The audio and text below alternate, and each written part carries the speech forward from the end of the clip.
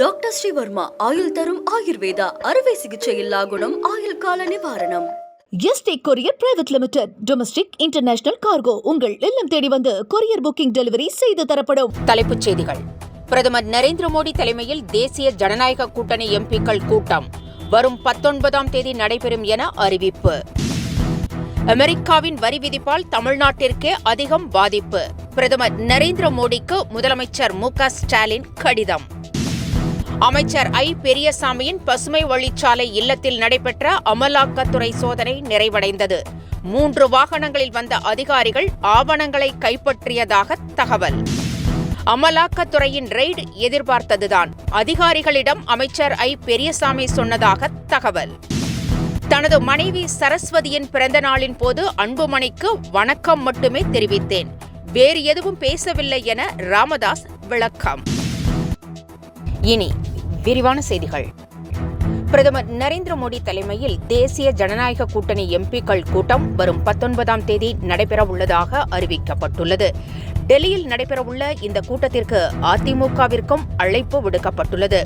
குடியரசு துணைத் தலைவர் தேர்தல் குறித்து முக்கியமாக ஆலோசிக்கப்பட உள்ளதாக தகவல் வெளியாகியுள்ளது.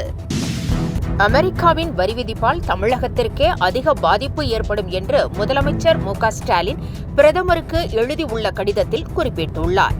தமிழகத்தை அதிக அளவில் தொழில்துறை சார்ந்திருப்பதாகவும், இதனால் மற்ற மாநிலங்களை விட தமிழகத்திற்கே பாதிப்பு அதிகம் என்றும் அவர் குறிப்பிட்டுள்ளார்.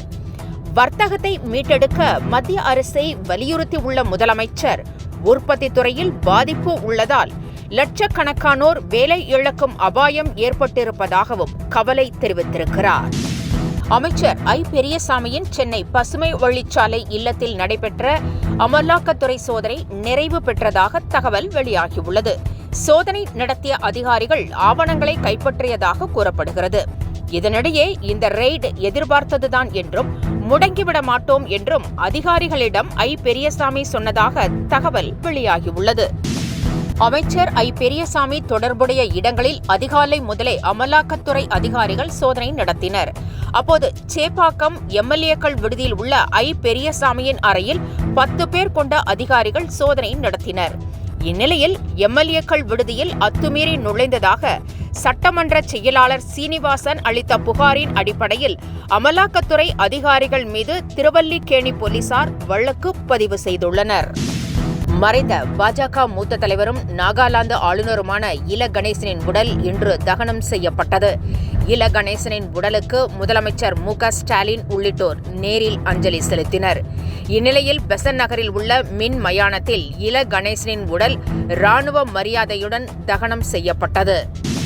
தனது மனைவி சரஸ்வதியின் பிறந்தநாளின் போது அன்புமணியை சந்தித்ததாகவும், அப்போது வணக்கம் மட்டுமே தெரிவித்ததாகவும் ராமதாஸ் கூறியுள்ளார். இதுகுறித்து செய்தியாளர்கள் கேட்டதற்கு வணக்கத்திற்கு வணக்கம் சொன்னேன் என தனது பாணியில் பதிலளித்தார். ராமதாஸ் தலைமையில் பாமக பொதுக்குழு கூட்டம் நாளை நடைபெறுகிறது. வாக்கு திருட்டு விவகாரத்தை மடைமாற்றம் செய்யவே எதிர்க்கட்சிகளின் மீது பாஜக அரசு அமலாக்கத்துறையை ஏவி விட்டிருப்பதாக திமுக அமைப்பு செயலாளர் RS பாரதி குற்றம் சாட்டியுள்ளார். பாஜகவின் நடவடிக்கைகளை பார்த்து திமுகவினர் பயப்பட கோழைகள் அல்ல என்றும் அவர் பதிலடி கொடுத்திருக்கிறார். பிரதமர் மோடியின் ஈடிக்கு அஞ்ச மாட்டோம் என்றும் RS பாரதி தெரிவித்திருக்கிறார். தேர்தல் பரப்புரையின் போது விபத்திலிருந்து எடப்பாடி பழனிசாமியின் கார் தப்பிய காட்சிகள் வைரலாகி வருகிறது. புதுப்பாளையம் பகுதியில் இபிஎஸ்ஐ வரவேற்க அமைக்கப்பட்டிருந்த பிரம்மாண்ட கட் அவுட் திடீரென சரிந்து விழுந்தது. நல்வாய்ப்பாக இபிஎஸ்ஸின் வாகனம் நூல் இழையில் தப்பிச் சென்றது. ஆனால் பின்னர் வந்த 2 வாகனங்கள் மீது கட் அவுட் சரிந்து விழுந்ததில் 3 பேருக்கு லேசான காயம் ஏற்பட்டது. இத்துடன் செய்திகள் நிறைவடைந்தன. மீண்டும் காலை 10 மணிக்கு சந்திக்கலாம். வணக்கம். என்றும் உங்களுடன் மை இந்தியா. முக்கிய செய்திகளை உடனுக்குடன் தெரிந்து கொள்ள சப்ஸ்கிரைப் பண்ணுங்க, பெல் பட்டனை பிரஸ் பண்ணுங்க. என்றும் உங்களுடன் மை இந்தியா. டாக்டர் ஸ்ரீவர்மா ஆயுள் தரும் ஆயுர்வேதா அறுவை சிகிச்சையில்லா குணம் ஆயுள் கால நிவாரணம். Yesterday courier private limited. Domestic international cargo உங்கள் இல்லம் தேடி வந்து கொரியர் புக்கிங் டெலிவரி செய்து தரப்படும்.